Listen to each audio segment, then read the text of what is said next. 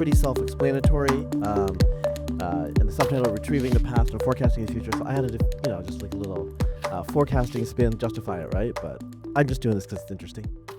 All right. All right. So basically, in terms of this talk, I'm going to be talking mostly about the past.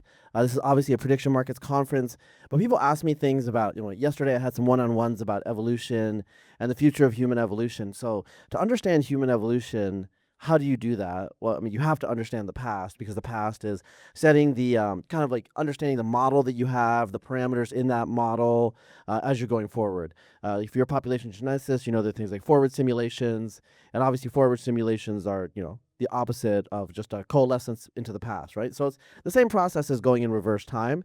And so I think of, when I think of like historical population genetics and understanding historical dynamics and why they're important for someone trying to understand the present and the past, I think it's pretty obvious that humans have a common human nature. There are common material conditions in the universe that are still operative in the future, that were operative in the past. And so they give us intuitions to understand the trajectory of the future, seeing how humans have acted and behaved in the past, right?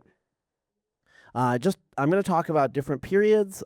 This is just well, thank you, ChatGPT, but this is just a timeline to show you what periods I'm talking about when I say Iron Age, Imperial Age, Late Antiquity, and Early Medieval, right? So Iron Age is basically pre-Roman, or like pre-Republican, or like early Republican, and then Imperial Age obviously is like about like 0 to about 400, 500, and then there's Late Antiquity, which is a transition.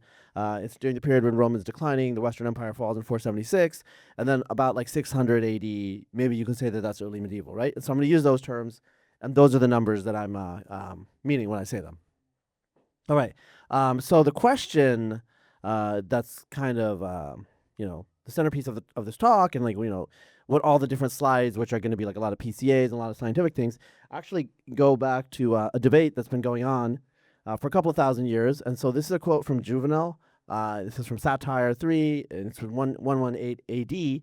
And the quote there basically is referring to the fact that Rome during this period, which is about a century into the empire, and during the Antonine Age, which was actually a time of peace and very, very intense prosperity, actually. Gibbon wrote famously that the Antonine Age was the happiest age of humanity.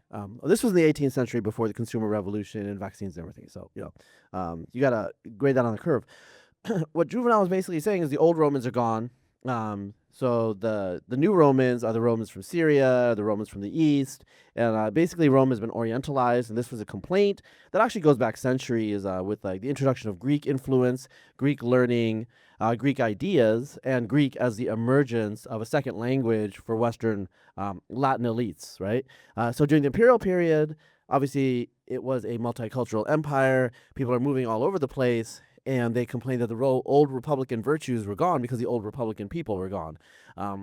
This is backed up by other things, like the fact that there are periods within the imperial epoch where 50% of the inscriptions in sarcophagi, in burial inscriptions and sarcophagi and stuff, are in Greek, which is indicative of an eastward shift of the body politic, or like the citizenry. Well, they weren't all citizens, but the people who inhabited the city of Rome, they weren't citizens until 1212 AD, most of them, right?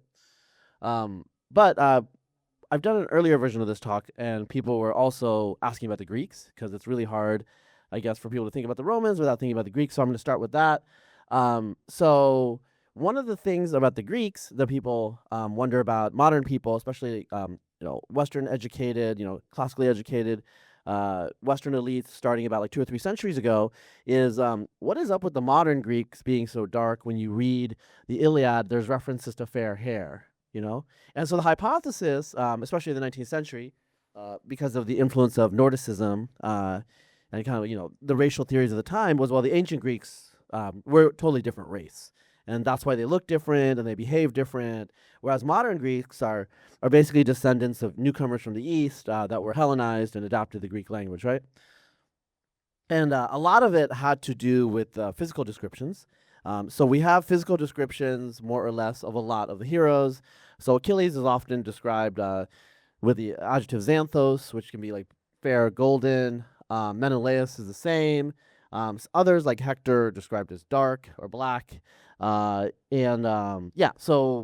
this is like a fair number of people described as people or gods described as golden haired by a standard translation. Obviously, most modern Greeks are not blonde. There are some blonde Greeks, but it seems a little atypical, and that's what kind of triggered the idea that the modern Greeks are actually not descended from the ancient Greeks.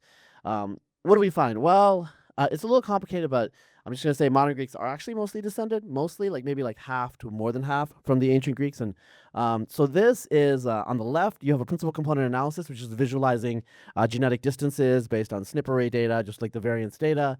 And what you see is the you see, I labeled some of, so Mycenaean Greek is like 1500 to like 1200 BC, like in that range, right? Modern Northern Greeks you see there, and modern Southern Greeks. So the Mycenaeans are actually shifted a little to the Minoans. So the Minoans were a non-Indo-European people on the island of Crete. They were the first literate civilization in Europe. And the Minoans are shifted towards the Levant. They're shifted towards Anatolian Neolithic populations, whereas you see modern Greeks are actually shifted more towards the north, more towards Northern Europeans, actually. So, cut to the chase, modern Greeks are actually considerably more Northern European shifted than the Bronze Age Greeks. We don't have that many samples from the classical period, and this is another ancient DNA PCA. And you see the modern Greeks are kind of in the middle, and then you see these are the Greeks before Indo-Europeans arrive. Indo-European ancestry shifts them towards other Europeans, so that's the step over the top right. But they still have less Indo-European ancestry than modern Greeks. Okay, so the idea the modern Greeks are descended from Easterners is not really true. They do have more Levantine ancestry than the ancient Greeks, but they also have a lot more Northern European ancestry.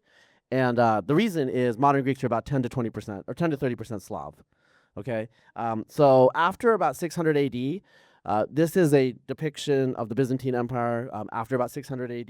This is like after I do the date here, about 650 AD. This is I think about 650 AD. They've lost most of the Near East, and then what you see though in the Balkans is the Balkans were totally overwhelmed by Slavic tribes, and those Slavic tribes, and I'm going to go into this later, they changed a lot of the population genetically in the Balkans, but in Greece proper they were culturally assimilated. And there are records of Slavic-speaking populations in places like the Peloponnese, towards Sparta, as late as like the 1600s. So basically, the ancient Greeks did leave descendants. Modern Greeks are mostly descended from them, but they're substantially modified, actually mostly by Slavic ancestry and not Near Eastern ancestry. And that actually makes you wonder though, like what's going on? Because like we can take the ancient DNA and we can do high-risk plex, which is a forensic tool used in crime usually, but you can reconstruct physical appearance, and it turns out modern Greeks were mostly brown-eyed and dark-haired.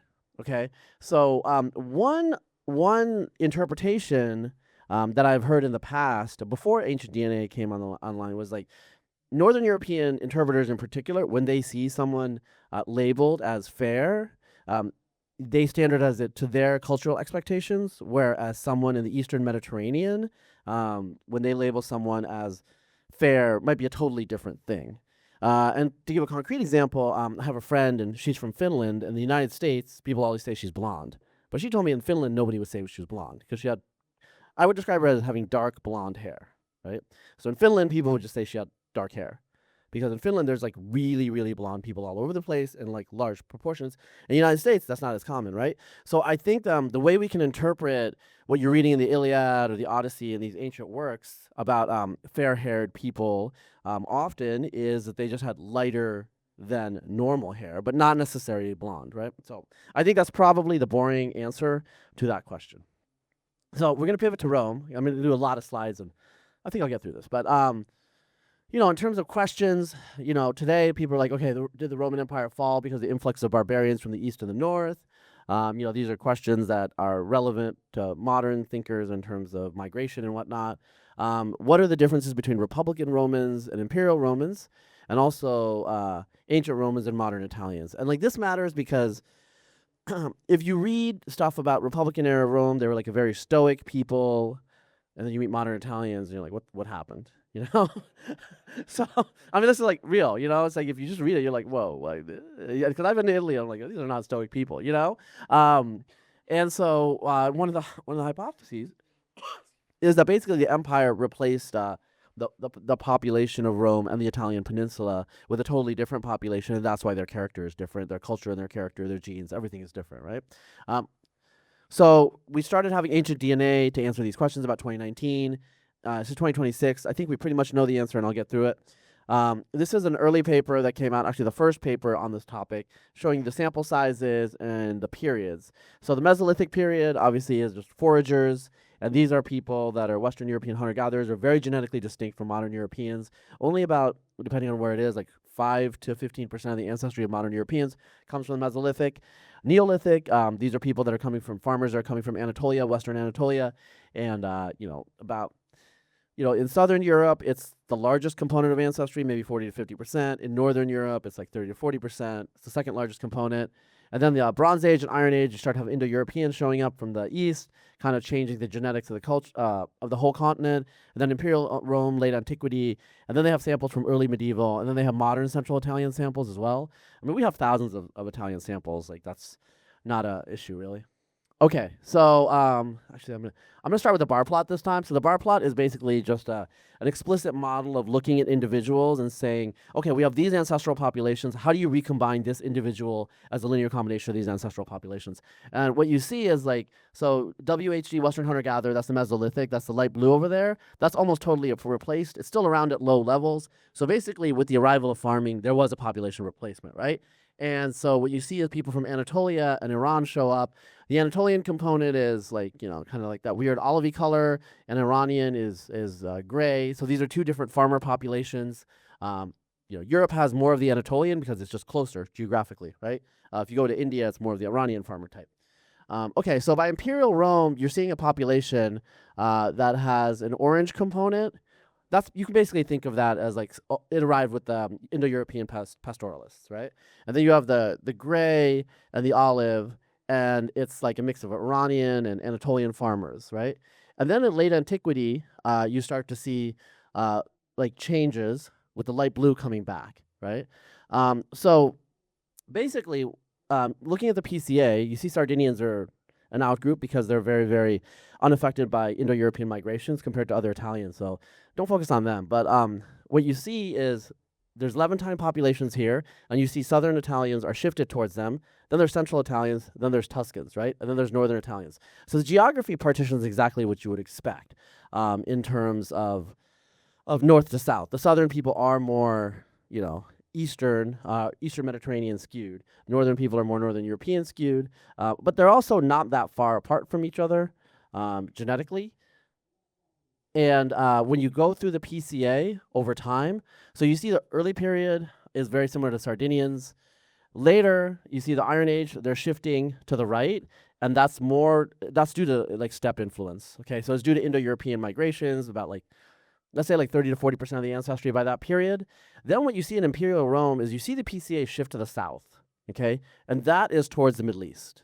So there was a Middle Eastern shift, like when people were putting like, coinage in Greek and like Juvenal was complaining, he was seeing something very real. These are samples from central Italy, from in and around Rome, okay? And then what you see at late antiquity though, look at what's happening. Look at what's happening to the PCA. It's shifting back. It's shifting back to the north towards like mainland Europe, away from the Middle East. And so what it looks like during the Roman Empire is everything shifted to the Eastern Mediterranean genetically. Anatolian, some Syrians and Levantines, Greeks. And then after the Roman Empire, it swung back towards Western Europe. This is using another way of looking at the genetics, but like just focus on the bar plot because I think that's more informative. What you're seeing is when it comes to Imperial Rome, they estimated 40% Eastern Mediterranean, 28% Near Eastern, and 24% generic Mediterranean. So it was actually a pretty big shift from the Iron Age and the Republic genetically. But then what you see with late antiquity, which is basically like kind of around the collapse of the Western Roman Empire, and then the medieval and early modern period, is the Eastern Mediterranean and the Near Eastern components kind of disappear.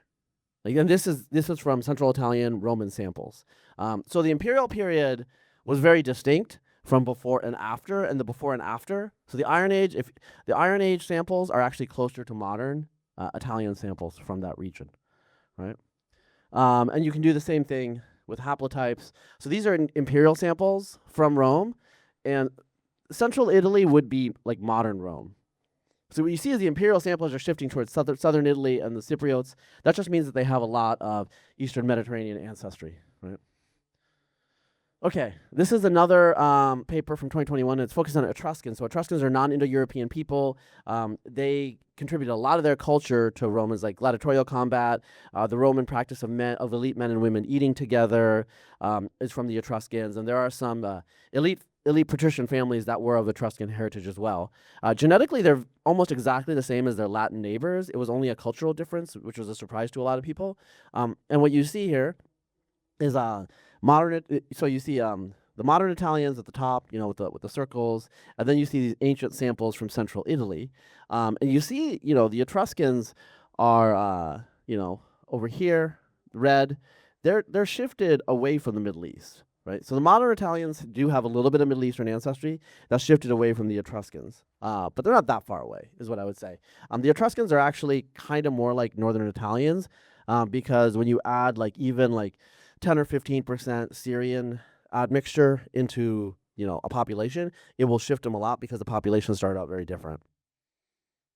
Okay, this is another plot from Lazaridis et al., and this is more about the whole Roman Empire. And this is a little hard to read, but basically, in these plots, you're seeing admixture components, and so each panel is a different. So on the top left is Caucasus hunter-gatherer, Eastern hunter-gatherer. On the top right, you have Levant, pre-Pottery Neolithic. On the bottom left, you have Iron Gates hunter-gatherer. These are hunter-gatherers from Danube. And then on the bottom right, you have this is from Marmara, so it's basically Anatolian farmer, right? And when you see his Anatolian farmer drops to about 40% of the modern population, and it actually drops more during samples around 2,000 years ago. Okay, so that's showing the exact same thing. Whereas you see, for example, the Levantine component increases and then drops again. So what you're seeing with different methods, different samples, is that the imperial period was an aberration. And basically, the Roman people were replaced during the imperial period, but then the imperials themselves look to have been replaced. And so this I'm gonna kind of broaden the scope to the whole empire and what happened. If you read stuff about late antiquity about 20, 25 years ago, like Peter Heather's work, there were a lot of arguments about who the barbarians were that led to the downfall of Rome. And one argument is well, when you say the Lombards, these are people that these are mercenaries that took on Lombard cultural characteristics and habits, like wearing trousers and having mustaches, but they weren't actually an ethnic people. They weren't actually genetically distinct. And then other people were look, they thought of themselves as a people. They said that they were from southern Sweden. They're clearly a different population. Well, we have modern DNA. We have ancient and modern DNA now. Pretty obvious. These barbarians were genetically distinct people. They were very different from the Romans that they conquered, and they were eventually assimilated into them. So these are Lombard samples. So the Lombards, they engaged in a massive migration, and then around the last couple of decades of the 500s, they overran a lot of the Italian peninsula, and obviously Lombardy is named after them, but they also had a Duchy of Benevento in the south. In any case, these are from two Lombard burial sites. One is in modern Hungary, it was Pannonia, and the other one is by Turin, Calenio, and then Soledad, yeah. And so Soledad is the Hungarian sample is in the graveyard, with the locations of where the individuals were sampled from is on the right, and then you have the Italian by Turin, Calenio, on the left. And what you see is genetically, there's separation here. So these individuals are native Roman genetically. These individuals are Northern European, and they're buried separately, right? They start to be a little bit more mixed when they go to Italy, and there are individuals that are half Roman and half Northern European, but it's still very, very early. I think the date in Italy is 610 AD, and the date in Hungary is 570. Okay, something like that. And what they also see is the Northern European ancestries are buried with richer grave goods. Partly this might be that they're not totally Christianized, so with Christianization they usually got rid of grave goods. But in any case, they also ate more meat and drank more milk. So these were literally Northern European barbarians that moved to Italy, just like the ancient authors described. If you read historians from 20 or 30 years ago where they don't have the DNA and they don't have a lot of the archaeology, there's a lot of like postmodern analysis, like, well, I don't know if we should take this like literally, right? But it was like, no, they were not being metaphorical. The ancient commentators were observing that these were very foreign looking and acting people. And this is a bar plot, which shows you the same individuals. And you can see that there's a lot of individuals that just like cluster as like pure Northern European. There's some individuals, like this is in Italy. So once they're in Italy, you see a lot of individuals that are starting to be in the middle. So local women, it's usually women, are marrying into the Lombard lineages. And so they start to get looking more genetically Tuscan is what's going on here. All right. Now I'm going to move to the Balkans, which is important because between about like 260 AD and between 260 AD and 560 AD, like a little later, like let's say 575. 90% of the emperors of the Roman of Rome, they were either born or their families were from, like literally where it says Balkans, that area, and just a little to the north. They were from there, right? They were from like right here. So this is the period of military emperors and the late empire, and they call them the Illyrian soldier emperors. And so Illyria, the Western Balkans, is very important. It's actually a center of Roman civilization, culture, and Roman military power. But it's changed a lot culturally over the last 1,000 years. Most of the Balkans is Slavic speaking, as you know. There's Greek and there's Romanian and Albanian that are distinct. But then you have like the Croats, Serbs, Bosnians, Bulgarians, Macedonians, et cetera, right? And so what happened here? So this is a paper in 2023 that looked at what happened in the Balkans, because this was the, kind of like heartland of Latin-speaking Eastern Roman Empire. So Latin was the dominant language north of Greece before 600 AD. Okay.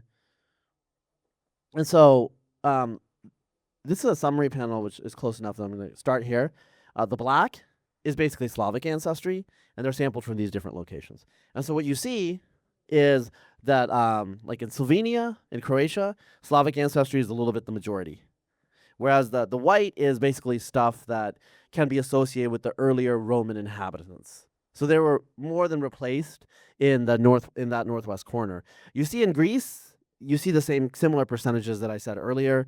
There's a substantial Slavic genetic minority, but culturally, they totally got assimilated into Greek language and like Greek identity. So that, I don't know. I have friends from northern Greece and Salonika. They kind of know because like some of them just don't quote unquote look very Greek, but they have no cultural memory of the Slavs. Whereas like if you go to the north in Macedonia, Republic of Macedonia, or whatever they call it now, because there's like a whole issue with that, they don't look that different than Greeks in my opinion. Like I have a friend, she's Macedonian. She looks kind of like a tall Greek, but they speak Slavic. And they have like no Greek identity. So it shows you how culture can change, even though genetically there's not that much difference, or there's continuity or not continuity, right?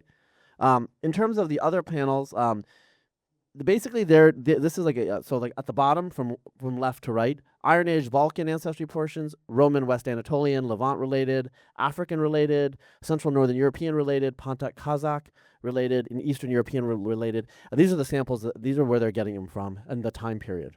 And what you're seeing, let me just show you. So African related, like this panel right here, you see that during the imperial period, there are some individuals that are buried in basically Illyrian cemeteries, so modern Yugoslavia, whatever you want to call it, that are African. Okay, so because the Roman Empire was cosmopolitan, like there were people from everywhere. And then you see other things like why is Pontic Kazakh so prominent around 250 to 500? That's because Huns showed up. So the Huns are described as very Asian looking. By Ammianus Marcellinus in the 4th century when they first show up. They have light brown skin, narrow eyes, high cheekbones, etc. Well, when you look at their genetics, they do look pretty much Mongolian, or to a substantial degree, right?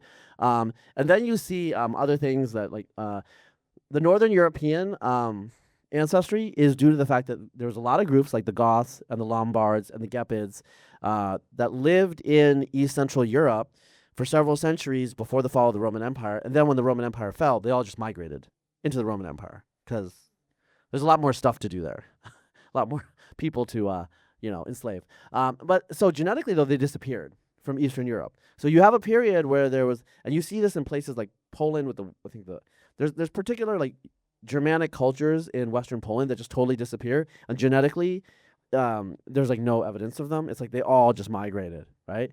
And then what you see at the on the rightmost panel, the Eastern European related ancestry. And I'm going to move here in case some of you can see it.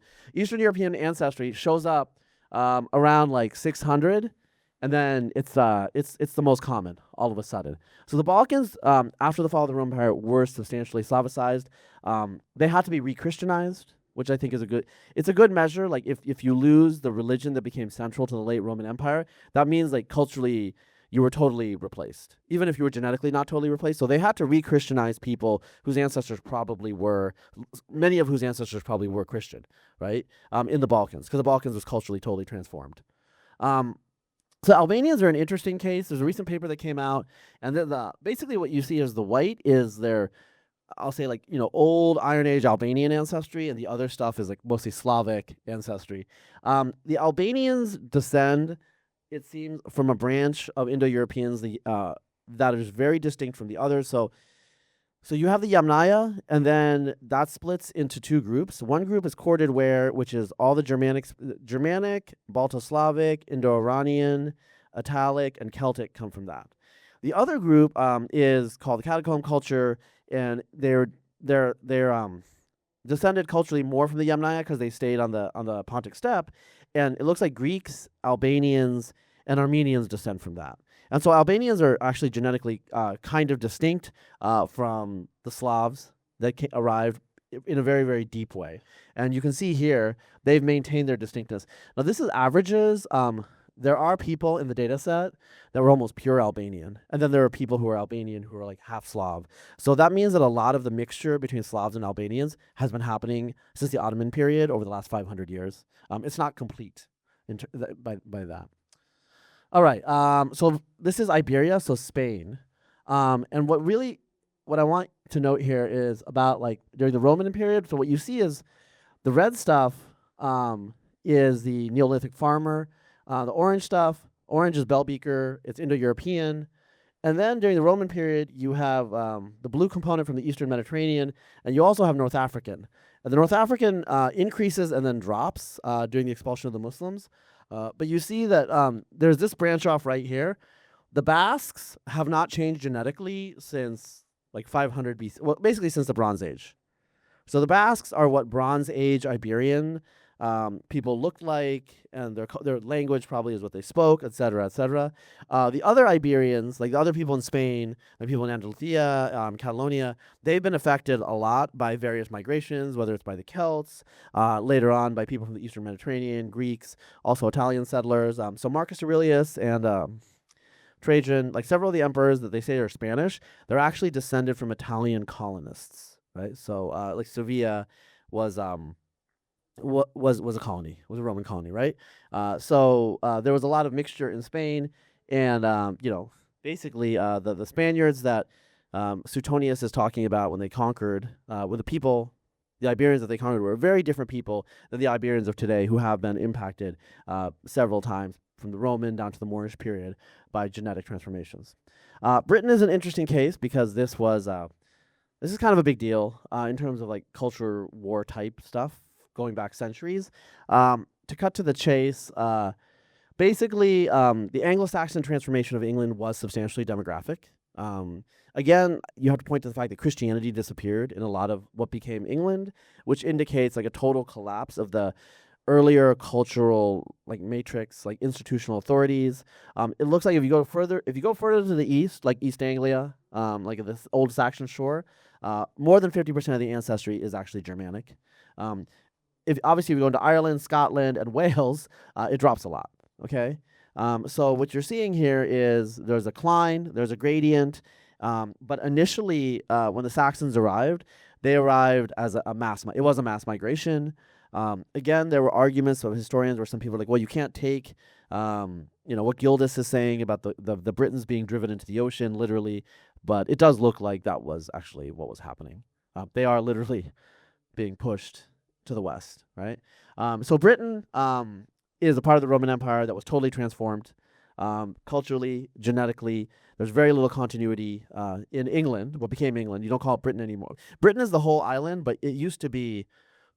Britain is actually originally what was England, right?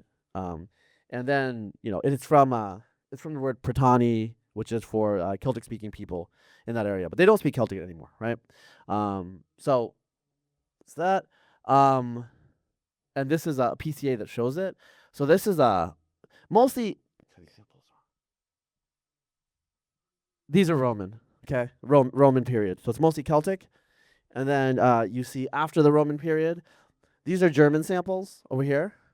So you see a massive shift. A bunch of Germans show up in England, English sites, right? So that's just like a visualization of that. All right. So this is, I'm gonna like take it back out to kind of an empire-wide landscape. So I'm showing you here that like, okay, there's continuity here, but continuity here, kind of total transformation here, total transformation there, kind of continuity there. Like it depends on where you go. But how do we like bring this all back together?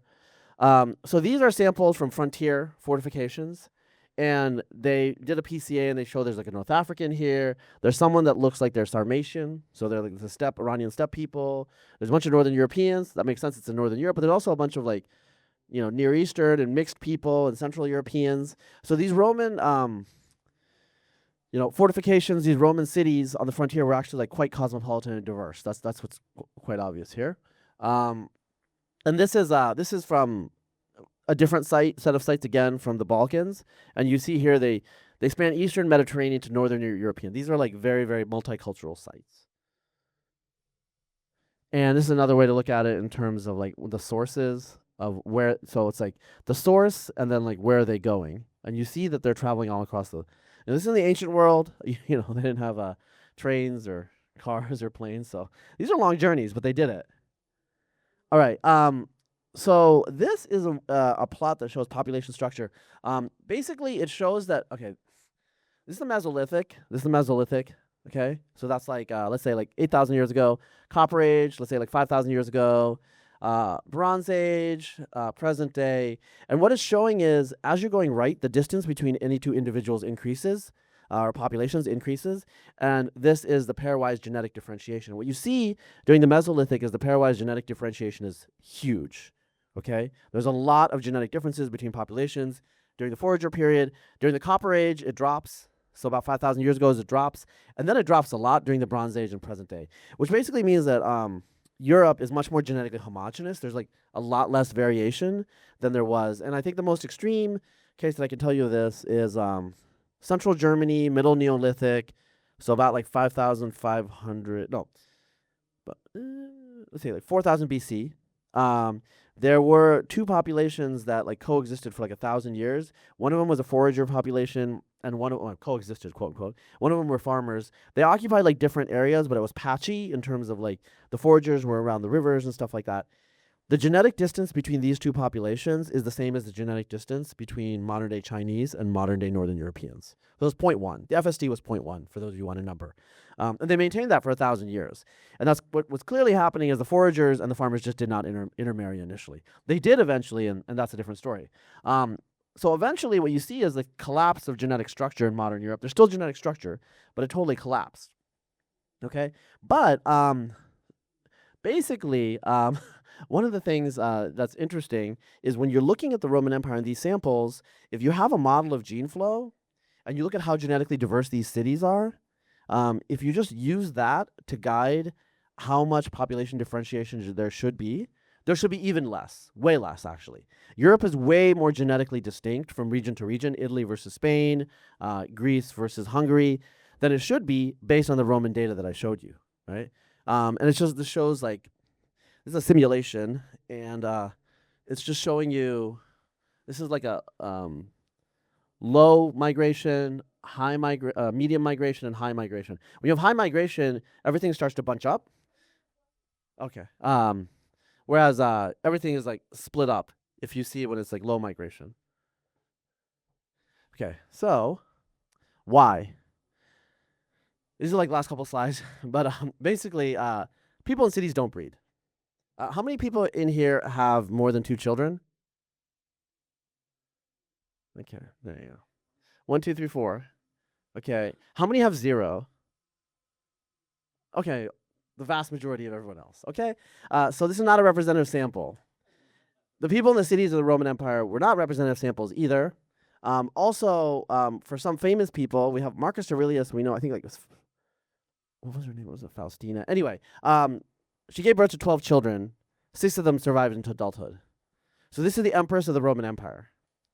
So I'm trying to give you a sense of how crazy infant mortality rates were. So Roman elites, they tended to live in cities, and if they didn't live in cities, if they lived in their villas, people wrote, like, well, they gossiped about them. You know, they like talk shit about them because they're like, you're an aristocrat, you have leisure, you have money, you should be contributing to the life of the city. And so they tended to live in the cities. But the problem with the cities is the cities are just like horrible when it comes to disease. Like pre-modern cities were disgusting. The infant mortality rate that we have measured in Europe, Europe and the West, basically the United States in the early 20th century was the first instance when we have records where you see that people in urban areas have lower infant mortality than people in rural areas. And the reason that happened was a massive public health push that was triggered by a cultural, reaction to the mass migration during the Ellis Island period. Okay, so normally rural areas throughout all of history have had much higher population, growth, and replacement rates were sufficient, whereas urban areas seem to just disappear if they don't get migration. So the city of Rome itself is an illustration. The numbers are like kind of vague in some cases, but basically 1 million people 100 AD, and then maybe 500,000 in 400 AD, and then 50,000 in 600 AD. Okay, the reason that we know the 600 AD is pretty much accurate because the church records talk about like how many parks were in the city of Rome, and it was basically just regrowth because no one was living in most of Rome. What happened was when you had no migration, when you didn't have the demographic pump keeping the population up, the population just collapsed. So when the imperial system disappeared, that caused demographic transfers. Rome itself disappeared because it was not self-sustaining in any way. And it's not like that shocking. I looked up urban to rural TFRs. They're still different today. There are cities in China, like this is, there are cities in China, like Shanghai, where it's like the TFR is like 0.5. Okay, like very few children. And if you go to San Francisco, there's not that many children either. So urban areas just tend not to have a lot of children. They survive by having rural areas replenish them constantly. And this is why you see in the data, modern Italians look a lot more like Republican and Iron Age Romans than Imperial Italians. Because those people in the imperial cities that were from the East, that created all of that culture, they disappeared. Except for their memes, right? So, like, this is, Pantheon. So all of those people that did all of those great things and, like, whatever, like, created the church, they did not leave descendants. Like the people that are heirs to that culture are the descendants of the Roman peasants that lived in the hinterlands up the Tiber that didn't actually interact with the imperial culture at all. Because once the city was empty, someone had to move in, had to rebuild the city during the medieval period, right? So I think the way that I think we need to think about this is, human societies are dynamic, and everyone has their role. But we do need to wonder, like dysgenic patterns, these sorts of things. Like, these things come up. And like if you do have too much human capital concentration in cities that are just not reproductively fertile, you will see demographic changes, right? And that's just inevitable. And that's what we see in the Roman Empire. Like it's really obvious because we have so much data that the cities served as demographic sinks. And there were all these centuries when it was like, very, very diverse. You could meet anyone from any part of the empire in any of these great cities. But, after the empire ended, the cities kind of disappeared, and those people kind of disappeared genetically. And it just reverted back to what it was like demographically before the emergence of the empire. So I think that's it. We gotta cut it off. You can follow up and find me around. I'll be around all day. All right.